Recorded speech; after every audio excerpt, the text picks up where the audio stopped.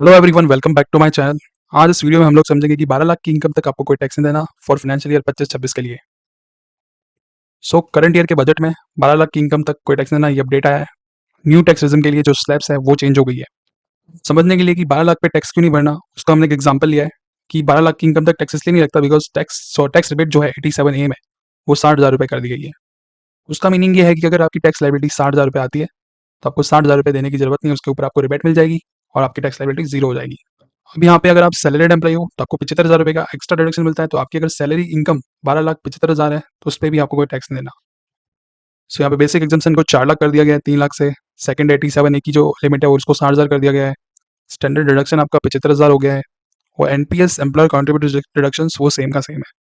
अब यहाँ पे कंफ्यूजन आती है कि ओल्ड टैक्सेज में जाए कि न्यू टैक्सेज में जाए, तो उसको हमने एक एग्जाम्पल के थ्रू फ्रेम किया है। आप उससे बेटर अंडरस्टैंडिंग आ सकती है आपको कि कहाँ जाना चाहिए आपको। यहाँ पे हमने एक एग्जाम्पल लिया कि एक पर्सन है, उसकी इनकम 12 लाख रुपए है, ठीक है। उसके हिसाब से उसकी जो टैक्स लाइबिलिटी बनती है before rebate is 60,000 as you can see in the below example. अभी वहाँ पे 87A की जो रिबेट यूज करी उसके बाद उसकी टैक्स लाइबिलिटी होगी जीरो। यहीं अगर वो उसकी सैलरी अगर 12,75,000 होती तो उसको 75,000 का एंड ऑफ डिडक्शन मिलता, उसके बाद जो कैलकुलेशन है वो सेम की सेम रहती और लाइबिलिटी जीरो आ जाती। यहाँ पे ध्यान रखने की एक बात जरूर है कि अगर आपकी कोई इनकम है कैपिटल गेन से जहाँ पे स्पेशल रेट्स लगती है, वहाँ पे आप 87A की रिबेट यूज नहीं कर सकते, ठीक है। इसी इनकम पे अगर अपन ओल्ड टैक्स रिजम के हिसाब से टैक्स कैलकुलेट करें तो यहाँ पे जो टैक्स लाइबिलिटी आएगी वो आएगी 1,72,500, which is very much more than new tax regime because we don't have any liability in new tax regime.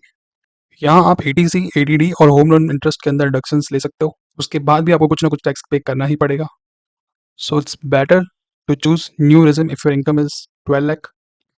So thank you so much for watching this video. If you are filing your ITR, you can watch my videos on my channel. And if you think I need to improve somewhere, if you want any other topic, so I can make video on that. So it helps me to grow with you. Thank you so much for watching this video again. I hope you like that video. Share and subscribe. Thanks.